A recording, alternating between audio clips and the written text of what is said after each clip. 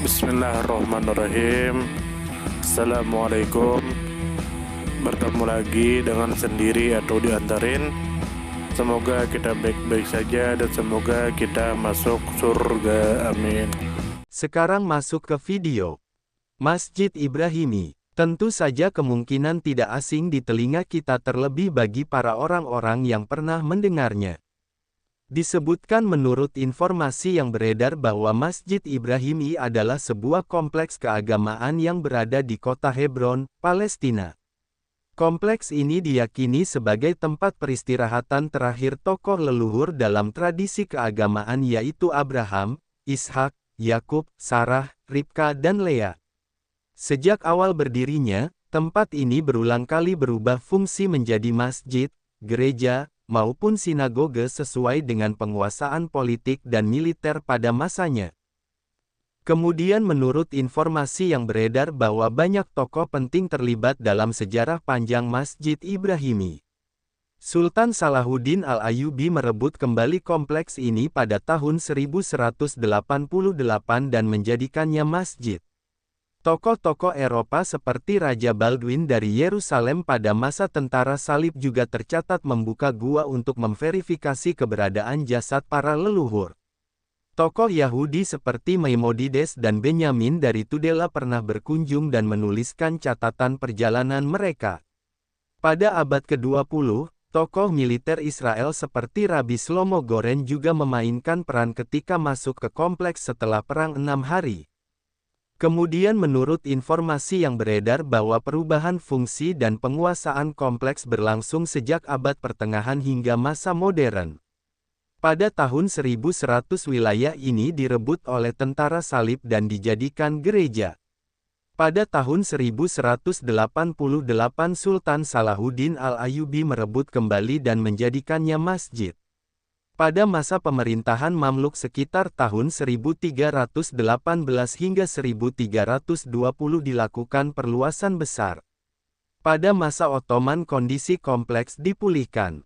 Pada tahun 1948 hingga 1967, Yordania melarang orang Yahudi masuk. Setelah Perang 6 Hari tahun 1967, Israel menduduki wilayah ini dan terjadi berbagai konflik serta perubahan aturan penggunaan masjid hingga abad 21. Kemudian menurut informasi yang beredar bahwa kompleks Masjid Ibrahimi terletak di kota Hebron yang berada di wilayah tepi barat Palestina. Kota ini menjadi salah satu pusat keagamaan penting karena diyakini sebagai lokasi pemakaman tokoh-tokoh utama dalam tradisi tiga agama besar, yaitu Islam, Kristen dan Yahudi. Kemudian menurut informasi yang beredar bahwa kompleks ini diperebutkan karena memiliki nilai spiritual yang sangat tinggi bagi umat Islam, Kristen dan Yahudi. Selain itu, posisi Hebron yang strategis menjadikannya lokasi yang penting baik dari sisi religius maupun politik. Setiap penguasa berusaha menunjukkan legitimasi melalui penguasaan atas kompleks yang diyakini sebagai tempat suci ini. Kemudian menurut informasi yang beredar bahwa proses perubahan penguasaan berlangsung melalui perang, perjanjian, maupun tindakan sepihak. Tentara salib menguasai wilayah ini dengan kekerasan lalu mengubahnya menjadi gereja. Sultan Salahuddin Al-Ayyubi mengembalikan fungsinya sebagai masjid, tetapi tetap mengizinkan umat Kristen beribadah. Pada masa modern, setelah Israel menduduki Hebron, otoritas Israel memberlakukan berbagai kebijakan seperti membagi masjid menjadi dua fungsi, yaitu masjid dan sinagoge, memberlakukan pembatasan azan dan melakukan renovasi sesuai kepentingan masing-masing. Informasi tambahan dari berbagai sudut pandang. Dari sudut pandang sejarah arsitektur, Masjid Ibrahimi menunjukkan jejak berbagai peradaban yang pernah menguasainya. Tentara salib membangun atap pelana, jendela klerestori dan kubah. Sultan Salahuddin Al-Ayyubi menambahkan menara dan mimbar. Pada masa Mamluk dibangun cenotaf untuk mengenang tokoh-tokoh leluhur serta pintu masuk tambahan. Pada masa Ottoman dilakukan pemulihan fisik bangunan. Dari sudut pandang sosial keagamaan, Kompleks ini menjadi titik temu sekaligus titik konflik tiga agama samawi. Umat Islam menjadikannya masjid suci, umat Yahudi menganggapnya sebagai sinagoge bersejarah dan umat Kristen mengenalnya sebagai gereja peninggalan masa tentara salib. Dari sudut pandang politik modern, penguasaan atas kompleks ini mencerminkan perebutan kendali atas tanah suci Hebron. Setiap pihak menggunakan kompleks ini untuk memperkuat klaim sejarah dan spiritual mereka. Dari sudut pandang budaya, keberadaan Masjid Ibrahimi melambangkan keberagaman tradisi yang pernah berkembang di kawasan Timur Tengah. Catatan perjalanan para tokoh seperti Maimonides dan Benyamin dari Tudela menunjukkan bahwa kompleks ini menjadi tujuan ziarah lintas agama sejak berabad-abad lalu. Dari sudut pandang hukum internasional, pengaturan penggunaan tempat suci ini kerap menjadi perdebatan. Insiden seperti pembatasan azan atau pembagian ruang ibadah sering dipandang sebagai bentuk pelanggaran terhadap hak beribadah masyarakat setempat.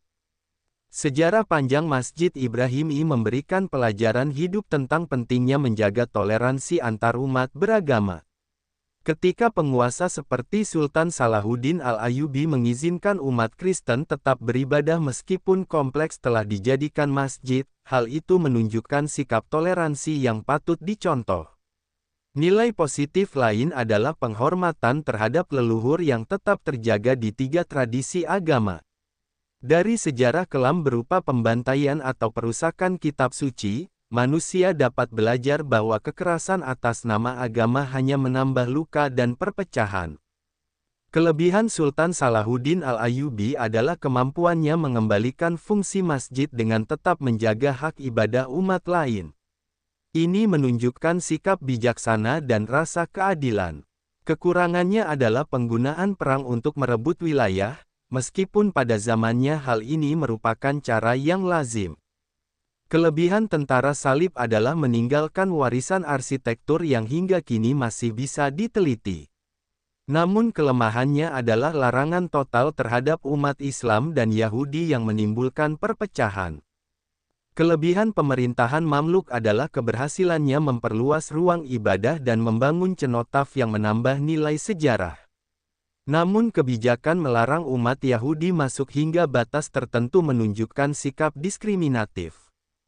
Kelebihan pemerintahan Ottoman adalah melakukan pemulihan dan menjaga kondisi makam. Kekurangannya adalah kurang memberi kebebasan penuh pada seluruh kelompok beragama untuk mengakses situs. Kelebihan otoritas Yordania adalah melakukan renovasi besar pada kawasan sekitar masjid. Namun kelemahannya adalah penghancuran beberapa bangunan bersejarah yang mengurangi nilai arkeologis. Kelebihan otoritas Israel adalah membuka kembali akses bagi orang Yahudi setelah lama terlarang. Namun kelemahannya adalah kebijakan pembagian masjid, pembatasan azan dan tindakan kekerasan yang menimbulkan luka mendalam bagi umat lain. Sumber referensi Google Chrome dan ChatGPT.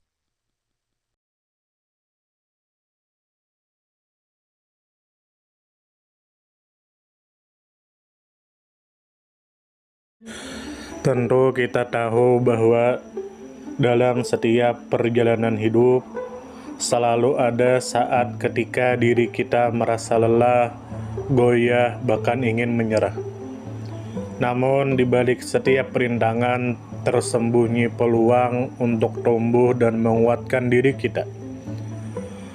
Hari ini adalah kesempatan baru, saat yang tepat untuk kembali menyusun niat, memperbaiki langkah, dan meyakini bahwa setiap tetes usaha tidak akan pernah sia-sia. Bangkit bukan karena tidak pernah jatuh, tetapi karena memilih untuk tidak tinggal dalam kejatuhan. Teruslah melangkah meski perlahan, karena selangkah lebih dekat adalah lebih baik daripada diam dalam keraguan. Ya Allah, ya Tuhan kami yang Maha Pengasih lagi Maha Penyayang, jadikanlah hidup kami ini sebagai ladang amal yang penuh berkah. Berikan kekuatan untuk terus menebar kebaikan di dunia, anugerahkan kemudahan dalam menghadapi segala ujian, dan karuniakan akhir kehidupan yang baik. Lindungi diri kami dan keluarga dan fitnah dunia yang menipu. Jadikanlah akhirat kami sebagai tempat peristirahatan terbaik, dan masukkanlah kami ke dalam surgamu bersama orang-orang yang Engkau cintai, serta jauhkan kami dari siksa api neraka dan kemurkaanmu yang tak tertahankan. Kepada setiap orang yang pernah hadir dalam perjalanan ini, terima kasih atas waktu, kebaikan, dukungan, bahkan teguran. Maafkan atas setiap kata yang menyakiti, sikap yang mengecewakan, atau hati yang mungkin belum sepenuhnya mampu menjaga. Manusia tidak pernah sempurna, namun ketulusan untuk tetap terus belajar dan memperbaiki diri tidak akan pernah padam. Tentu kita tahu bahwa kebaikan tidak selalu datang dalam bentuk besar. Terkadang senyum kecil yang tulus, tangan yang ringan membantu, atau telinga yang mau mendengarkan sudah cukup untuk mengubah hari seseorang menjadi lebih bermakna. Jangan pernah kita menyepelekan kebaikan sekecil apapun, karena bisa jadi satu perbuatan kecil bisa menjadi rahmat Allah turun. Tentu kita tahu menjadi pribadi yang baik bukan berarti tanpa celah, namun menjadi pribadi yang senantiasa sadar dan ingin terus memperbaiki diri. Kebaikan itu menular, dan siapapun yang menanamkan kebaikan akan menuai kebahagiaan meski tak selalu terlihat oleh mata. Dunia membutuhkan lebih banyak hati yang lembut, tangan yang menguatkan, dan jiwa yang peduli. Semoga usaha yang dilakukan bernilai ibadah. Semoga hidup kita menjadi pemberat amal baik, dan semoga kelak ketika dunia telah kita tinggalkan, nama yang tertinggal bukan hanya sekedar dikenang, tetapi menjadi doa yang terus mengalir karena kebaikan yang tidak pernah berhenti untuk ditanam. Terima kasih banyak. Mohon maaf jika ada salah. Silahkan jika suka ditekan tombol like, silahkan share, dan jika ingin memberikan saran dan komentar, silahkan komen. Semoga kita baik-baik saja, semoga kita masuk surga. Wassalamualaikum warahmatullahi wabarakatuh.